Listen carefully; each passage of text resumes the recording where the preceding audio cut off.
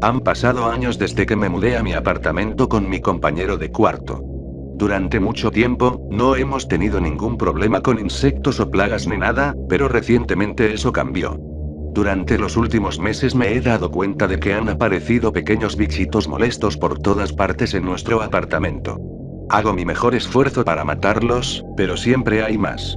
En el lado positivo, mis reflejos han mejorado. Sigo pensando que debe haber algo viejo y maloliente que los atraiga. Trato de mantener los platos limpios todos los días lavándolos religiosamente. Todavía aparecen en el apartamento una y otra vez. No sé por qué de repente es así. No he estado dejando comida afuera más de lo que solía hacerlo en los meses antes de que siguieran viniendo. Debe haber algún nido secreto donde estos seres procrean y esparcen sus inmundicias. No son todos de la misma especie. Algunos son mucho más grandes que los otros. No soy un experto en insectos, así que ni siquiera puedo decir si son cucarachas o no. Solo desearía ser lo suficientemente fuerte para levantar todo en este apartamento y buscar este nido secreto. No es como si fuera a contratar a algunos trabajadores de la mudanza para que se encarguen de él y, además, probablemente esté en grietas tan profundas que nunca alcanzaría. Supongo que todo lo que puedo hacer es simplemente matarlos una y otra vez, ya que es mejor que simplemente no hacer nada.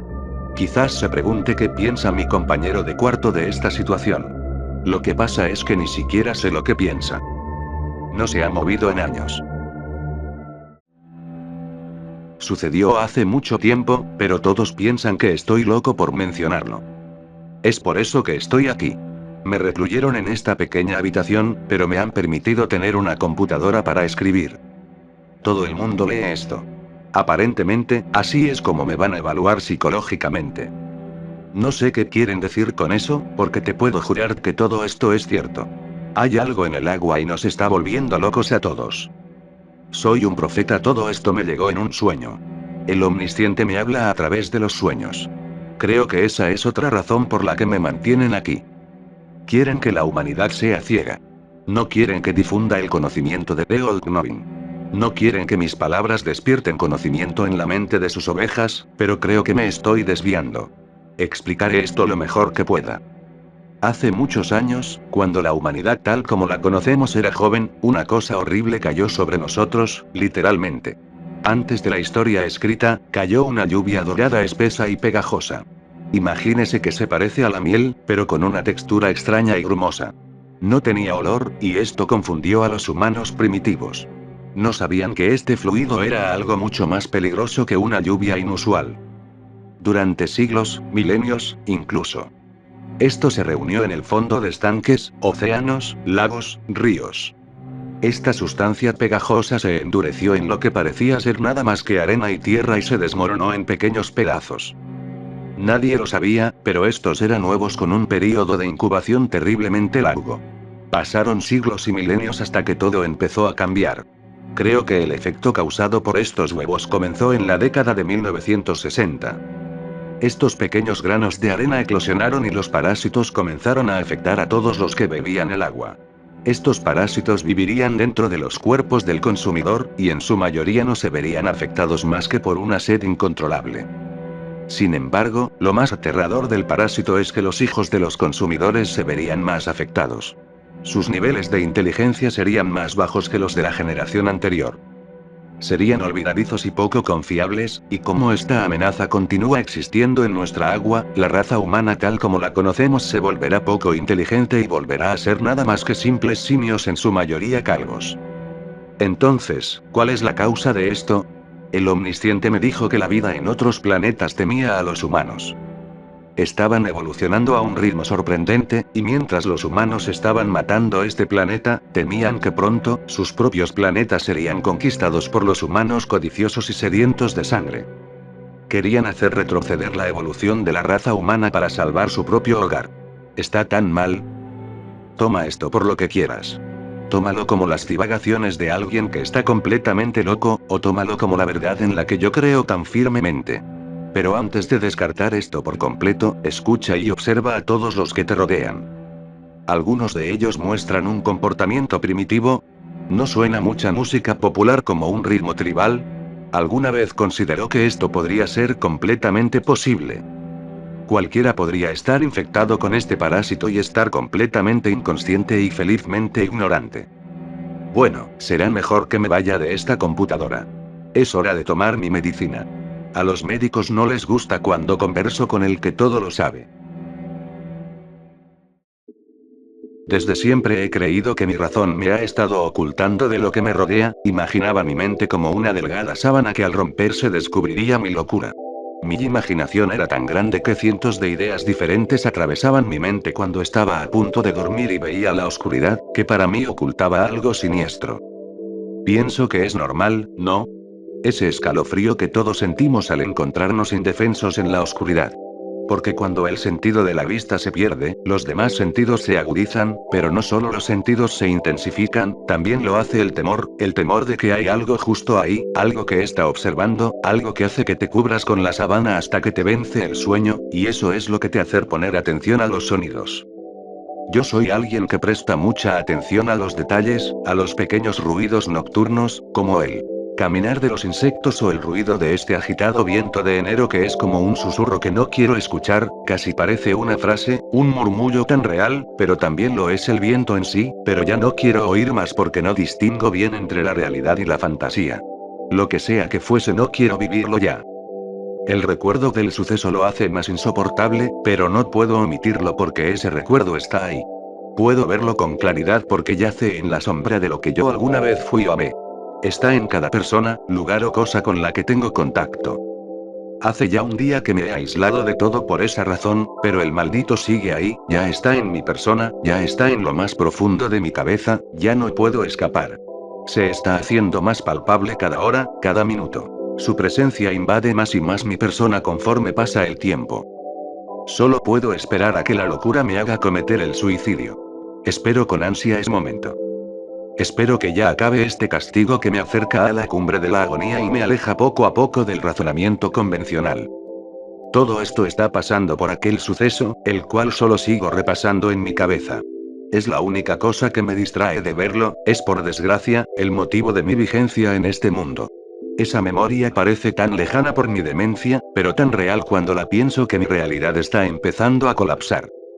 Enloquezco cada vez que pienso en el suceso, pero aún así es mejor que recordar la terrible imagen de esa cosa, pues no me atrevo a llamarlo humano, esa sonrisa tan blanca como mi mente después de haber sido asaltada por tan traumática imagen.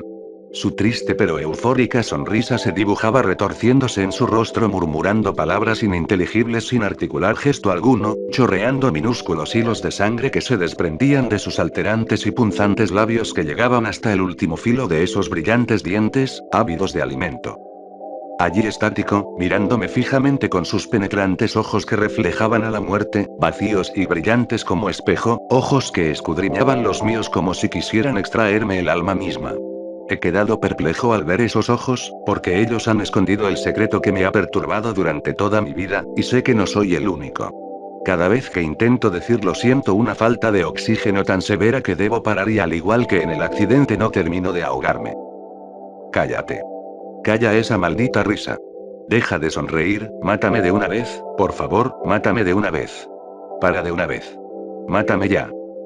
Lo estoy viendo de nuevo. El suceso se está repitiendo. Me ahogo y ahí está él se está repitiendo, se está repitiendo. Ayúdenme por favor.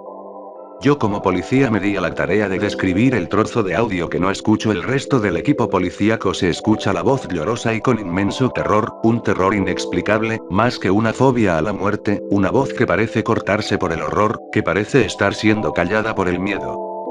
El sujeto parece estar en agotamiento extremo, parece carecer de oxígeno y da la sensación de estar siendo ahorcado con una brutalidad tan alta que pequeños gritos y súplicas surgen de vez en cuando, pero solo de vez en cuando porque se escucha el ajetreo en su garganta. Se escucha que la saliva en su garganta hace sonidos como los que alguien haría si se estuviera ahogando, aunque no se escuchen ruidos violentos alrededor que lo justifiquen. Solo se escuchan sus gritos, gritos que ya no son de ayuda, sino de desesperación, como los que haría un cerdo cuando lo están matando. Gritos que en ocasiones son agudos y que no se cortan después de al menos unos cuantos segundos, pareciera que lo sueltan por breves periodos de tiempo para alargar su muerte, alargar su pena. Suena como si lo estuviesen apuñalando, golpeando o azotando, incluso violando, con crueldad y violencia demencial. Son gritos de un dolor inmenso. De gran maltrato, pero solo se escuchan sus pesares, y se intensifica la risa. El sujeto parece no estar respirando y su voz está seca, su voz está siendo modificada poco a poco por la de un demonio en pleno acto de castigo y está siendo opacada por esa risa. No es una risa cualquiera. Esta risa es muy grave y parece correr en cámara lenta, es una risa distorsionada por rugidos imposibles de hacer por cualquier animal, imposibles de describir con detalle. La risa está haciéndose más aguda y más monstruosa, acto que parecía imposible. Es una risa con gritos y otros sonidos hechos por gente en dolor profundo. Una risa que ataca al oído de tal manera que es insoportable. Esta risa es demoníaca y está llena de perturbadores ruidos que se mezclan en unísono. Los gritos del sujeto ya son muy parecidos a los de la risa, lo siguiente que pasa en la cinta es lo más perturbador. El sujeto ha empezado a reír junto con él. Es todo lo que puedo decir sobre la grabación del fallecido, y al indagar más profundamente en el lugar del incidente he encontrado algo que me ha dejado sin palabras. La imagen habla por sí misma. Un dibujo que al mostrársela al resto del personal decidieron darle caso cerrado al asunto, a pesar de que pruebas como aquellas huellas de sangre en la parte superior de la pared donde se encontraba la cabecera del sujeto eran más que suficientes. A partir de ese momento todos los documentos referentes al caso, además de las fotos de la escena, fueron censurados y puestos en archivo confidencial, pero por alguna extraña razón yo decidí continuar.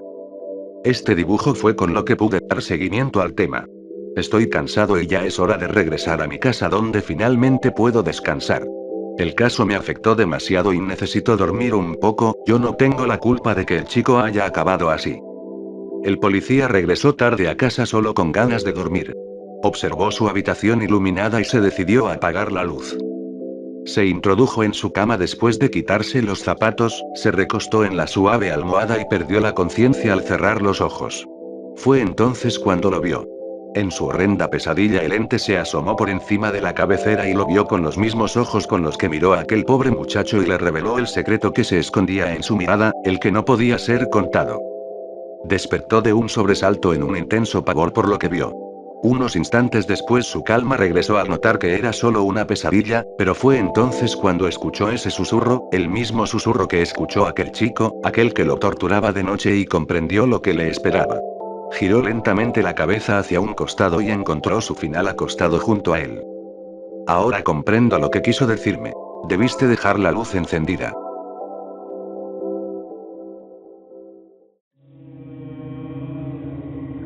La alarma comenzó temprano en la mañana para ti. Tu madre y tu padre se reunieron alrededor de la televisión contigo cuando sonó un tono a todo volumen. La voz del robot tiene ahora la máxima autoridad. Alerta de tiempo severo para la costa oriental. Esta es una alerta de clima severo que se transmite a pedido del Servicio Meteorológico Nacional. Aproximadamente a las 0700 horas CST, una tormenta tropical inusual se localizó a 900 millas de la costa este de los Estados Unidos. La tormenta es inusual porque parece estar hecha de apéndices y tejidos caninos y se acerca rápidamente tierra adentro con una turbulencia significativa. Se recomienda a todos los residentes que permanezcan adentro y bloqueen puertas y ventanas si no pueden evacuar dentro de las próximas 4 horas. La velocidad de la tormenta tiene una fuerza considerable y ya se han informado daños causados por la lluvia de partes de perros en lugares tan lejanos como Maine, Rhode Island y Connecticut. No se acerque a los proyectiles mientras aún estén animados. No intente perseguir a las mascotas que se escapan. Un poco confundidos, tus padres miran por la ventana. Vives en Chicago y, de hecho, una lluvia turbulenta comenzó a azotar el asfalto. Pero, ¿qué es eso de los perros? ¿Qué tiene eso que ver con esto? Alerta de tiempo severo para el interior del Medio Oeste y el Mar del Este. Esta es una alerta continua de clima severo que se transmite a pedido del Servicio Meteorológico Nacional. Aproximadamente a las 0740 horas CST, la tormenta tropical irregular irrumpió tierra adentro. El ojo de la tormenta se encuentra actualmente sobre Pensilvania con turbulencias que se extienden hasta Chicago y Carolina del Sur. Se recomienda el aislamiento de todas las aberturas, incluidas las puertas y ventanas que conducen a su hogar. Se solicita urgentemente a los ciudadanos que posean caninos domésticos que los dejen afuera. No los deje entrar. Ignore todas y cada una de las vocalizaciones, inteligibles o no. Tu sangre se vuelve fría. Esto es una broma enferma, ¿no? Alguien debe haber secuestrado la transmisión, durante una tormenta de todas las cosas. El nervio. Todavía no te das cuenta de que el cielo exterior se ha oscurecido y se ha vuelto de un tono rojo pálido. En algún lugar calle abajo, una mujer chilla débilmente. La lluvia se hace más fuerte. Alerta de tiempo severo para todos los estados. Esta es una alerta continua de clima severo que se transmite a pedido del Servicio Meteorológico Nacional. Esta transmisión continuará hasta que todo el clima severamente anómalo haya cesado. Aislar a todos los caninos domésticos. No los dejes entrar. Sella cada grieta que dé al exterior. Ignore todas las vocalizaciones del exterior hasta que haya pasado la tormenta.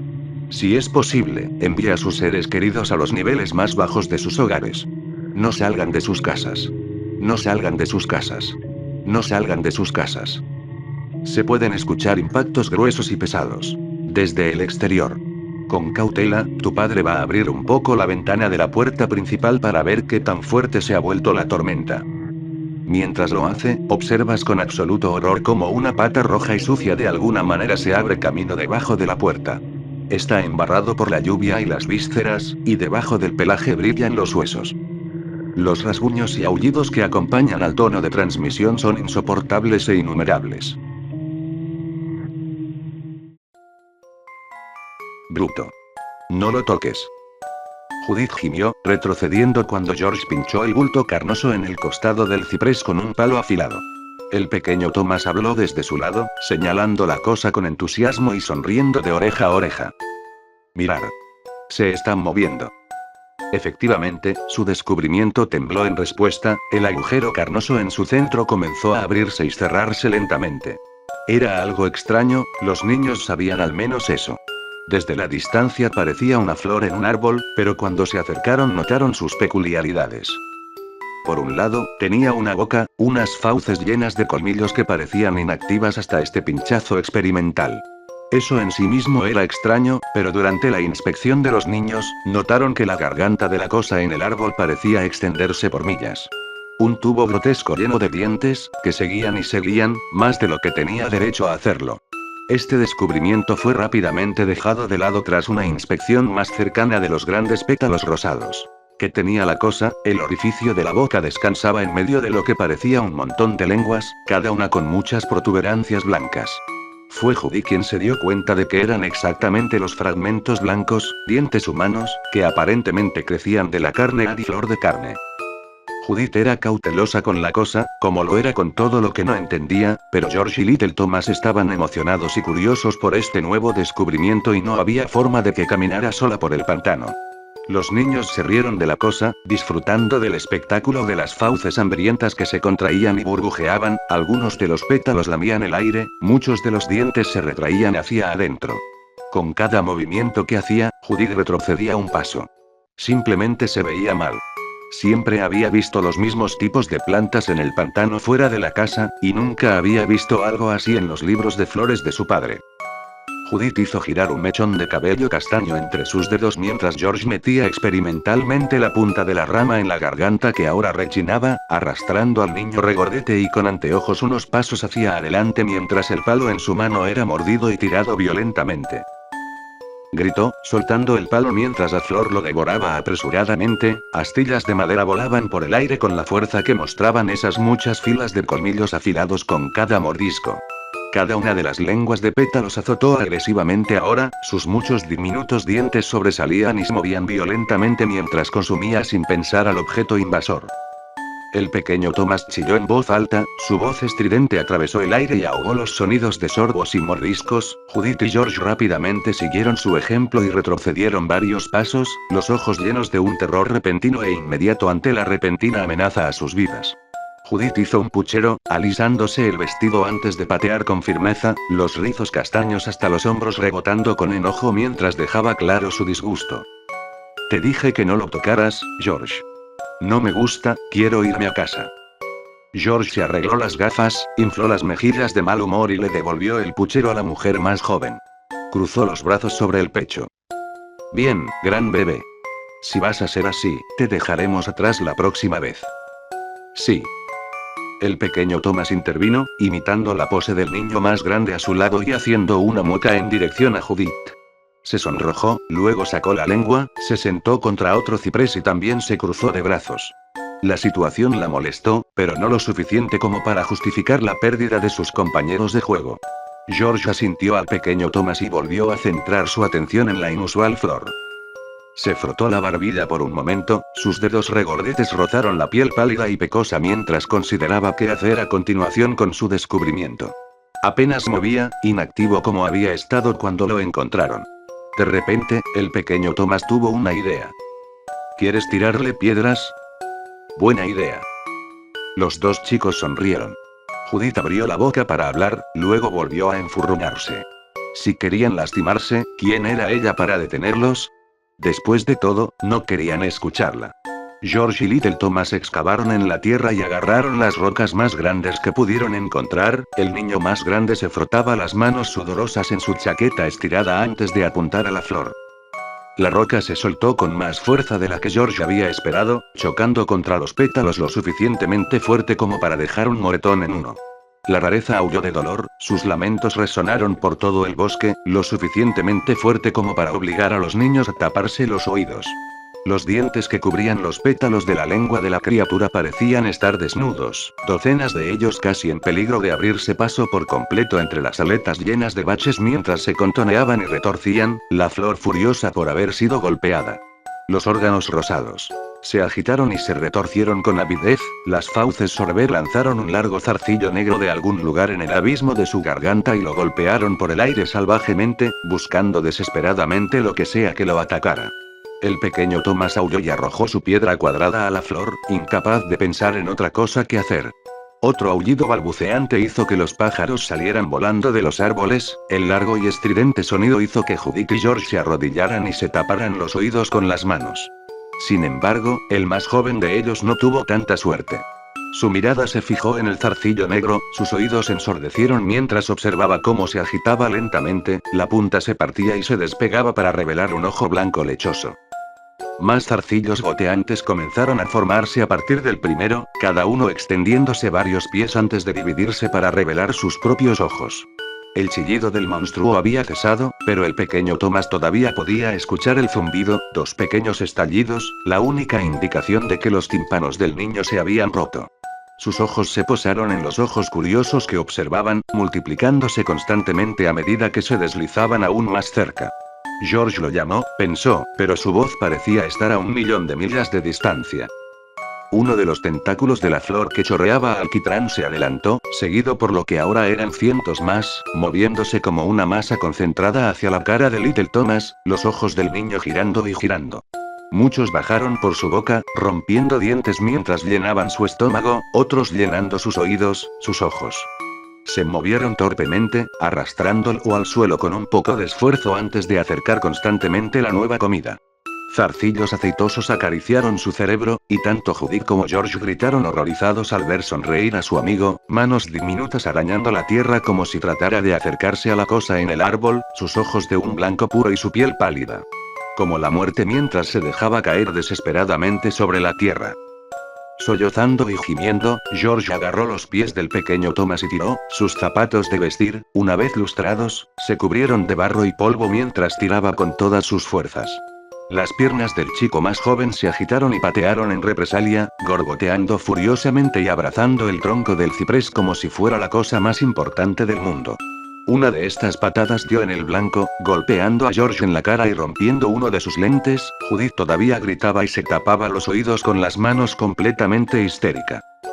Los borboteos felices del pequeño Thomas se hicieron más frecuentes a medida que se acercaba más y más a la flor, las manos agarraban los pétalos de la lengua con reverencia mientras acariciaba las protuberancias de los huesos enojados.